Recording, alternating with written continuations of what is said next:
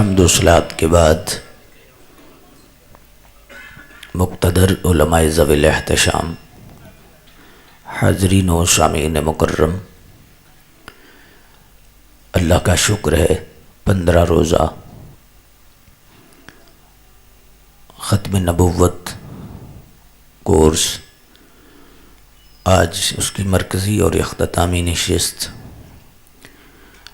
اللہ اسے قبول و منظور فرمائے۔ ہم سب کی حاضری، جتنے لوگوں نے کوششیں کی، کاوشیں کی، اور بالخصوص استاذ العلماء مجاہد اہل سنت مخلص فی اللہ حضرت علامہ مولانا حافظ غلام مصطفیٰ صاحب اویسی زید شرفہ،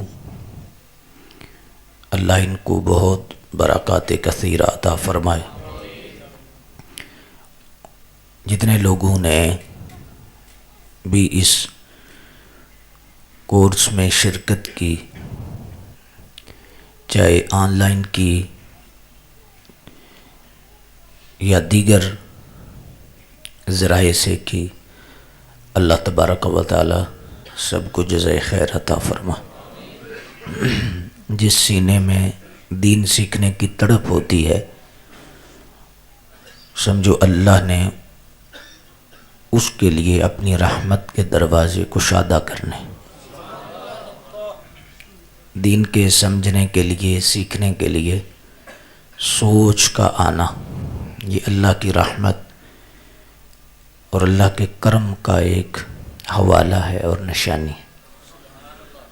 یہ بہت بڑی بات ہے، اور آج کے دور میں اتنا وقت نکالنا حب دنیا کا غلبہ ہے، افراتفری کا دور ہے، نفسہ نفسی کا دور ہے۔ بہت بڑی بات ہے کہ اتنا وقت نکال کر اتنی کوشش کرنا اور اتنا ٹائم دینا، اور ماشاءاللہ میں نے گائے بگائے اس پہ نظر رکھی تو علامہ صاحب نے بہت محنت کی، بڑی عرق ریزی سے انہوں نے مسائل بیان کیے، اور عقیدہ ختم نبوت کے حوالہ سے بہت زیادہ مواد انہوں نے دیا ہے، اور بڑی ضروری باتیں علامہ صاحب نے اس کورس میں کی۔ اس کو مختلف پارٹس میں تقسیم کر کے تو اسے مزید شائع کرنے کا انتظام ہونا چاہیے، تاکہ اس کا فیضان دور دور تک پہنچے۔ وہ اس لیے بھی ضروری ہے چونکہ آج جو انفارمیشن پہنچانے کا سب سے بڑا پلیٹ فارم ہے وہ سوشل میڈیا ہے، تو آج مرزائی اس پلیٹ فارم پر بہت کام کر رہے ہیں۔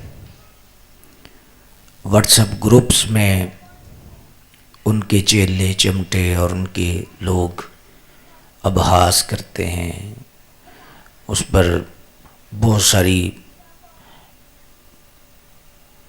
کتنے اور ان کے پلیٹ فارم ہیں جن پر ان کے ایجنٹ بیٹھے ہیں اور لوگوں کو گمراہ کرنے لگے ہوئے ہیں۔ پاکستان میں قرآن سکھانے کی اکیڈمیز بن چکی ہیں اور مرزائی چلا رہے ہیں، مرزائی قرآن پڑھا رہے ہیں، آپ اندازہ لگائیں۔ سبحان اللہ۔ قرآن نے پہلے سے یہ ثابت کر دیا اور حق کا اعلان کیا، یضل بہ کثیرا ویہدی بہ کثیرا۔ کثرت سے لوگ قرآن پڑھ کے گمراہ ہوں گے اور کثرت سے لوگ ہدایت پائیں گے، یعنی ایک قافلہ گمراہ ہونے والوں کا ہے اور ایک قافلہ ہدایت پانے والا، دو قافلے ہوئے نا، یضل بہ کثیرا ایک قافلہ ہو گیا اور یہدی بہ کثیرا دوسرا قافلہ ہو گیا، دو قافلے ہو گئے۔ تو قرآن کتنے؟ دو، ایک قرآن ہے، اور طبقے کتنے ہو گئے؟ دو، ایک گمراہ ہوئے ایک. اب یہ سوچ تو غلط ہے نا کہ قرآن پڑھنے والے سارے ہی ٹھیک ہیں.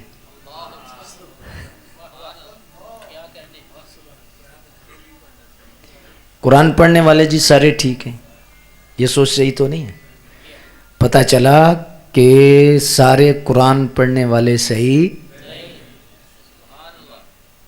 اگر صحیح ہوتے تو یہ چیز نہ ہوتی. یضل بہ کثیرا.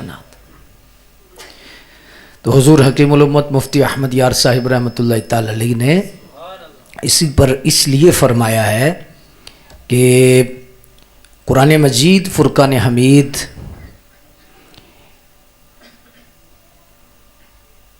کے حوالہ سے یہ جو بات آئی ہے، مسئلہ قرآن پڑھنے کا نہیں،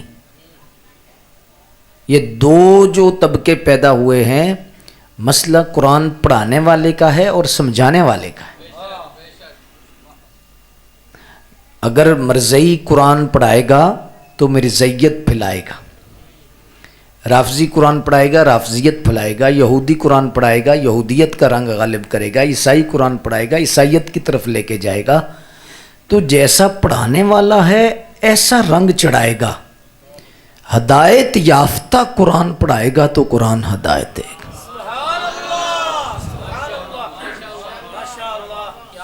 بات سمجھ میں آئی ہے یا نہیں؟ تو اسی لیے ہمارے بزرگ فرماتے ہیں کہ ہر ایک کے پاس قرآن نہ پڑھنا چاہیے نہ پڑھانا چاہیے. اسی سے ہمارے بزرگوں نے یضل بہ کثیرا ویہدی بہ کثیرا سے لکھا ہے کہ ساری کتابیں بھی نہیں پڑھنی چاہیے، ساری جو لوگ تقریریں کرتے ہیں وہ بھی نہیں سننی چاہیے. ہر گفتگو سننے والی نہیں ہوتی، ہر کتاب پڑھنے والی نہیں ہوتی. کتاب پر مصنف کا رنگ ہوتا ہے، تقریر میں مقرر کا رنگ ہوتا ہے. جیسا مقرر ہے ایسا وہ رنگ ہوگا. مقرر ہدایت یافتہ ہے تو ہدایت کا نور پھوٹے گا. تو پھر کیا نشانی ہے ہم کہ کس کی تقریر سنیں؟ بس ایک ہی نشانی ہے، جو گفتگو سن کے آپ کے دل میں حضور کی محبت اور پیدا ہو جائے.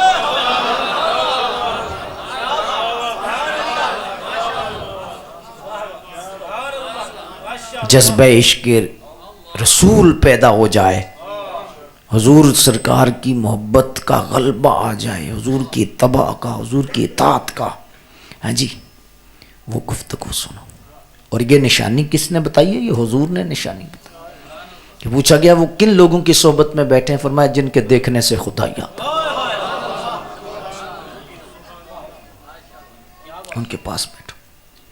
آپ کسی بندے کی صحبت میں بیٹھتے ہیں نا تو آپ اٹھنے کے بعد ذرا غور کریں کہ میں دنیا کے قریب گیا ہوں یا آخرت کے قریب گیا ہوں، کہ میرے اندر دنیا کی محبت زیادہ آئی ہے یا آخرت کی محبت آئی. تو اہل اللہ کی نشانی یہ ہے کہ چند گھڑیاں بھی ان کے پاس بیٹھو تو اٹھنے کے بعد آپ کو محسوس ہوگا کہ دنیا کچھ نہیں، آخرت ہی آخرت. صحیح ہے. تو بہت بڑی بات ہے، بڑی محنت کی ہے علامہ صاحب نے. اللہ تعالیٰ ان کی محنت کو قبول فرمائے، ہم ان کے لیے دعا گو ہیں. تو میں تو ویسے یہ سمجھتا ہوں کہ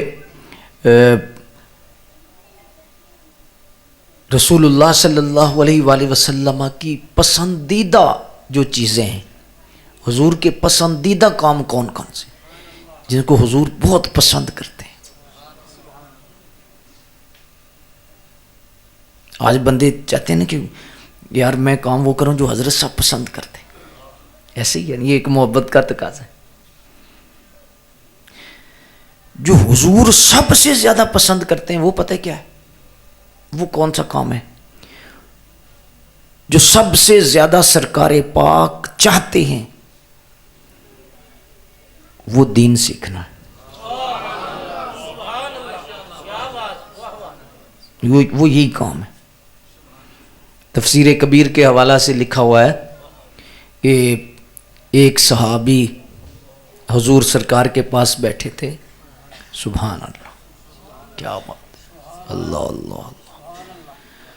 تو حضرت جبریل امین حاضر ہوئے تو عرض کیا حضور اس بندے نے آج فلاں ٹائم، عصر ٹائم یا مغرب ٹائم اس نے فوت ہو جانا۔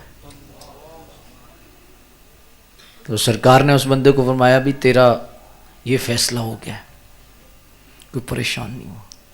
عرض کی حضور مجھے یقین ہے کہ ایسا ہی ہوگا، لیکن مجھے کوئی ایسا عمل بتائیں کہ میں وہ عمل شروع کر دوں اور آخری وقت بھی وہی میرا عمل ہو اور میری موت آ جائے۔ بھئی عصر ٹائم فوت ہونا ہے تو حضور فرماتے کہ تو درود شریف پڑھنے لگ جا، قرآن شریف پڑھنے لگ جا، ذکر کرنے لگ جا، اللہ اللہ کرنے لگ جا، تسبیح پڑھتا رہا، اللہ اللہ اللہ اللہ اللہ، تیرا وقت آئے گا تو فوت ہو جائے گا۔ کتنی بڑی بات ہے، یہ بھی عمل اچھا ہے، لیکن سرکار پاک کی نگاہ میں سب سے اچھا عمل، حضور نے فرمایا تو دین سیکھنے لگ جا۔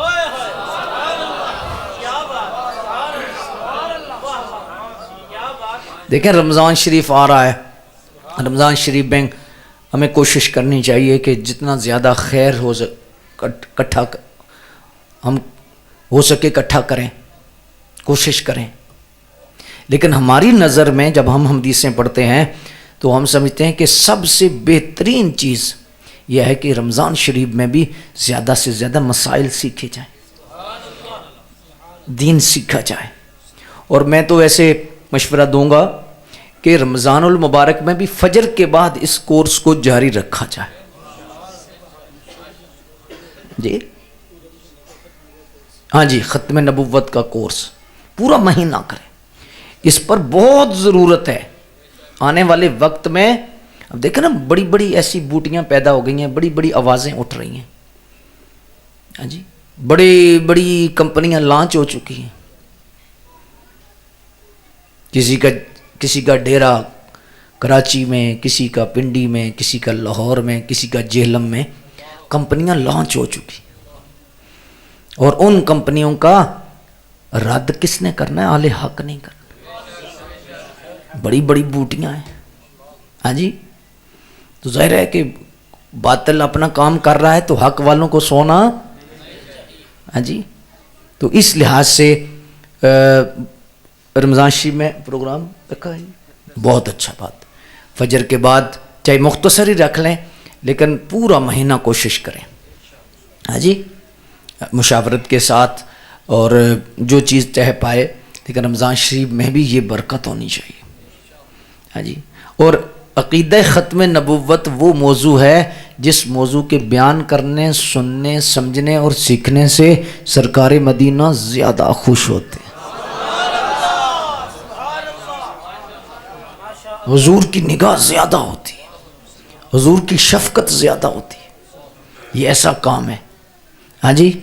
اور اسی کام کے حوالہ سے پیر مہر علی شاہ صاحب نے فرمایا تھا کہ جو ختم نبوت کا کام کرتا ہے اس کی پشت پر سرکار مدینہ کا ہاتھ ہوتا ہے۔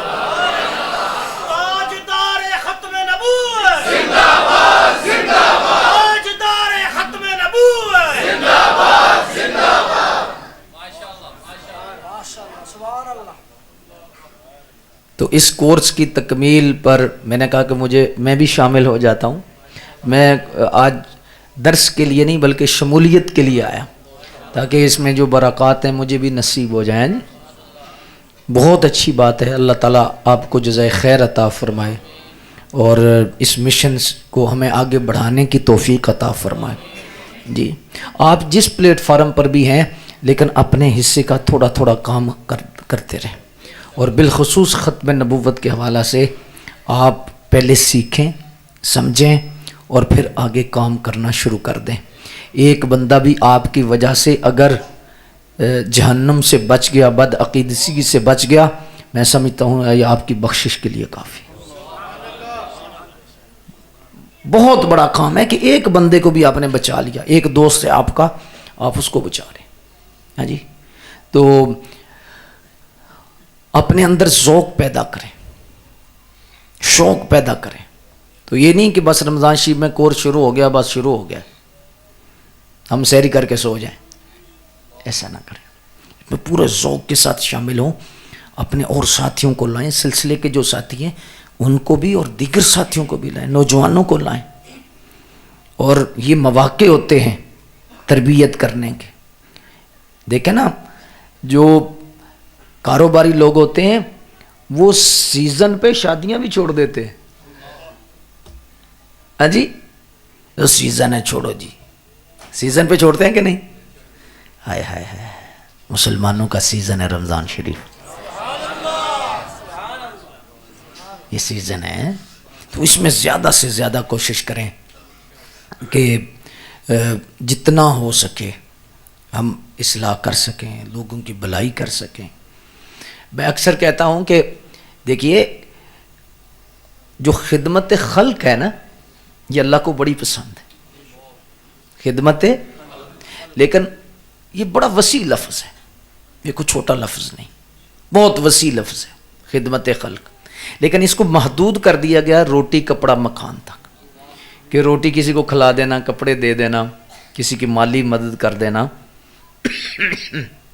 یہ خدمت خلق. ایسے ہی ہے نا. اصل میں یہ ہے کہ مخلوق کی جو ضرورت ہے وہ پوری کرنا. کیا ہے؟ مخلوق کی ضرورت پوری کرنا. انسان کی سب سے بڑی ضرورت ہدایت ہے، اور یہ ہی سب سے بڑی خدمت ہے.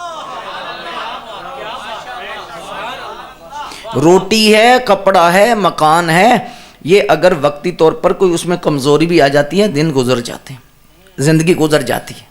لیکن اگر ہدایت کے بغیر انسان دنیا سے چلا جائے تو وہ ناکام ہو گیا ہے، وہ تو بس ختم ہو گیا ہے. تو جس کے پاس ہدایت آ گئی، تو ہدایت دینے والے، دلانے والے، کوشش کرنے والے، اس مشن کو آگے بڑھانے والے، یہ بہت بڑی خدمت خلق کر رہے ہیں، مخلوق کی خدمت کر رہے ہیں جی. تو اس لحاظ سے ہمارے سامنے تو نام وہی آتا ہے کہ جو دوسری خدمت کرتا ہے اس کا نام سامنے آتا ہے. حالانکہ جو ممبر سے خدمت ہو رہی ہے، یا جو مصلی سے ہو رہی ہے، یا جو مسجد سے ہو رہی ہے، اس جیسی کوئی خدمت خلق نہیں. ٹھیک ہے نا جی. تو اس مشن کو آگے بڑھانے کے لیے میں امید کروں گا کہ انشاءاللہ آپ سب ساتھ دیں گے انشاءاللہ. ٹھیک ہے. آج دیکھیں نا کہ کوئی بد مذہب ہیں، ان کا کوئی ایک کام ہوتا ہے، سارے اکٹھے ہو جاتے ہیں، اکٹھے ہو کے کام کرتے ہیں، وہ اپنی محافل کامیاب کرتے ہیں، اپنے کورسز کامیاب کرتے ہیں. ہاں جی. تو ہمارے ہاں اگر ایک سلسلے کے ساتھی نہ اکٹھے ہو سکیں تو یقیناً یہ ایسی بے ذوقی نہیں ہونی چاہیے. ہمیں مزید کوشش کرنی چاہیے. اگر رمضان المبارک آ رہا ہے، رمضان شریف میں کوشش کریں کہ ابھی سے تیاری شروع کر دیں کہ آپ کی نماز، آپ کے اذکار، اور اس کے ساتھ ساتھ عملی طور پر جو کوتاہیاں ہیں، بہت ساری کوتاہیاں ہیں، ان میں ابھی دیکھ لیں، لسٹ بنا لیں کہ یہ چیزیں ہیں، اور رمضان شریف میں اللہ تعالیٰ مجھے ان چیزوں سے نجات عطا فرما دیں. صحیح ہے نا. دیکھیں، روزے کی جو حقیقت ہے نا، یہ جو بھوک دی جاتی ہے، اس کے کچھ مقاصد ہیں. ان کے مقاصد میں یہ مقصد ہے کہ آپ کی نظر کنٹرول میں رہے، آپ کی زبان کنٹرول میں رہے، آپ کی سماعت کنٹرول میں رہے. نظر کا بھی روزہ ہو، زبان کا بھی روزہ ہو، سماعت کا بھی روزہ ہو. یہ اصل اس کا مقصد ہے. صوفیاء نے تو لکھا ہے خیالات کا بھی روزہ ہو، کہ خیال بھی کسی ادھر ادھر نہ جائے، بلکہ خیال بھی رب رسول کی طرف ہی لگا رہے. یہ اصل روزے کی حقیقت ہے.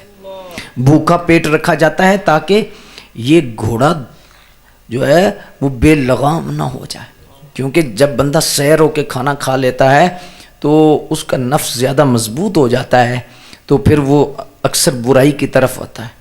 لیکن یار اس روزے کا کیا مقصد کہ ہم نے پیٹ تو باندھ لیا ہے لیکن نظریں نہیں بچ رہی۔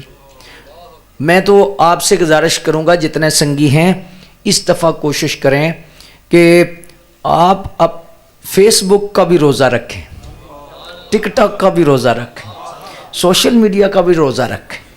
کیا خیال ہے؟ واٹس ایپ یا دیگر جو پیغام لینے دینے آپ کا کاروبار بھی ہے آپ چلائیں اور ضرورت کے مطابق چلائیں۔ اس کے علاوہ آپ پورا رمضان شریف بس روزہ ہے جی۔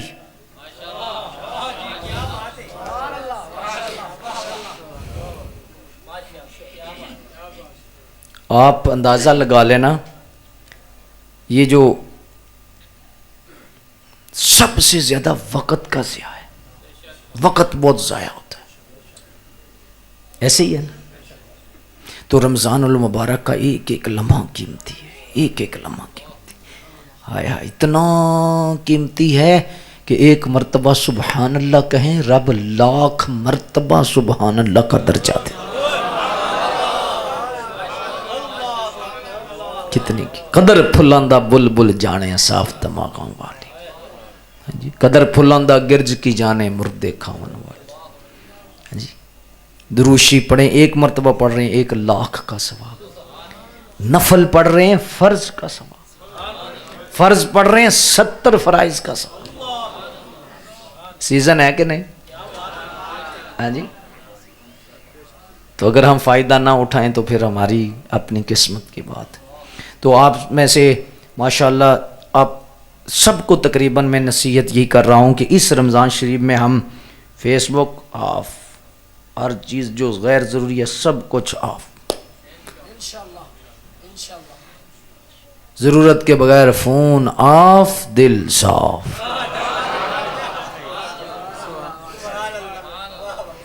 ٹھیک ہے؟ فون کا بھی روزہ رکھیں نا۔ ہاں جی، کچھ بندے روزہ رکھ کے ماشاءاللہ نماز پڑھ کے پھر میسج شروع کرتے ہیں۔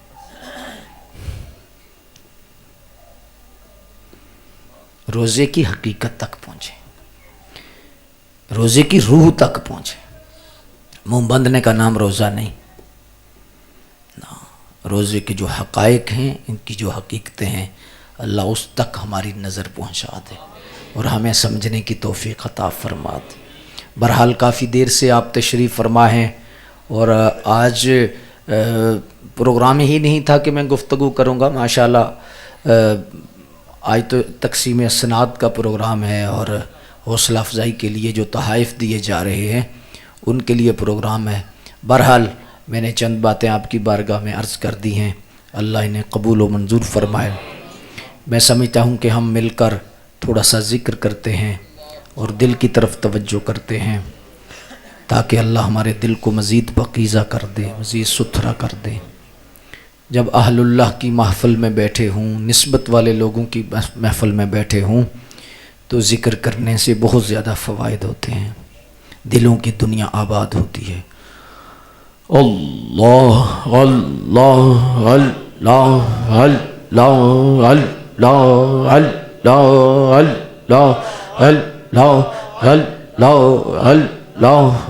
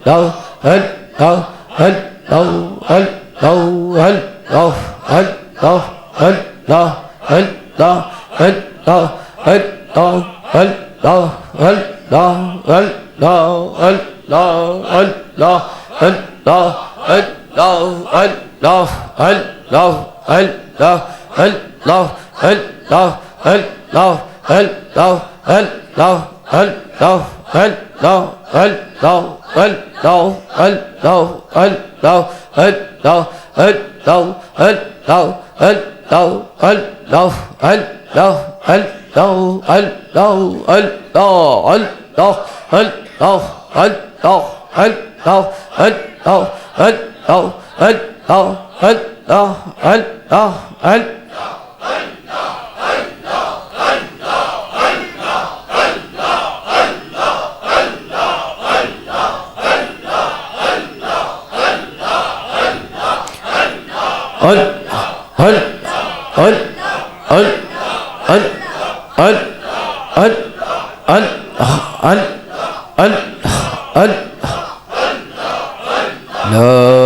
إله إلا الله محمد رسول الله صلى الله تعالى عليه وآله وسلم الله الله الله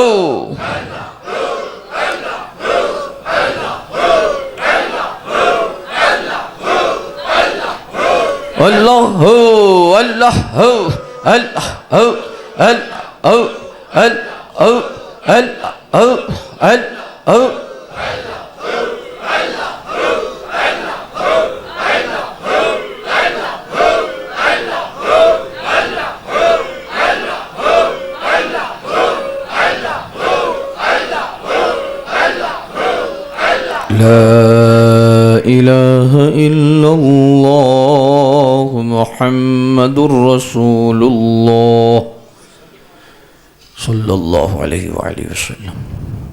کوشش کیا کریں کہ رات کو سوتے وقت بوضو سوئیں اور 3 مرتبہ پہلا کلمہ شریف پڑھ لیا کریں، لا الہ الا اللہ محمد رسول اللہ، لا الہ الا اللہ محمد رسول اللہ، لا الہ الا اللہ۔ یہ اپنی روٹین بنا لیں، استغفار پڑھ کے سوئیں اور اپنے خیالات کو اللہ کی طرف رکھیں، خیالات میں اپنے اللہ سے باتیں کریں، خیالات میں استغفار رکھیں کہ اللہ تو مجھے معاف کر دے، اللہ تو مجھے معاف کر دے، اللہ تو مجھے معاف کر دے۔ یہ جب آپ کی روٹین بن جائے گی تو صوفیاء نے لکھا ہے کہ جب آپ کی موت کا وقت آئے گا تو جو آپ کی روزانہ سونے کی روٹین ہے ایٹومیٹک آپ کی زبان پہ جاری ہو جائیں۔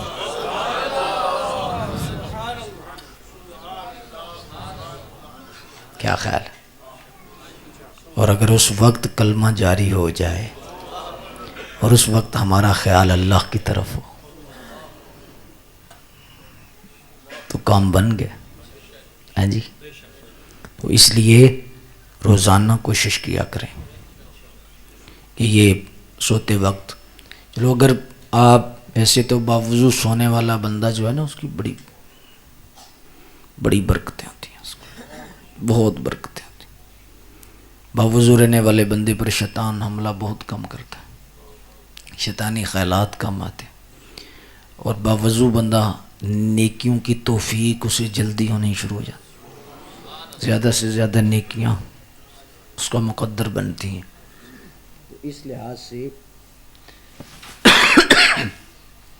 اپنی روٹین میں رات کو کلمہ شریف پڑھا کریں۔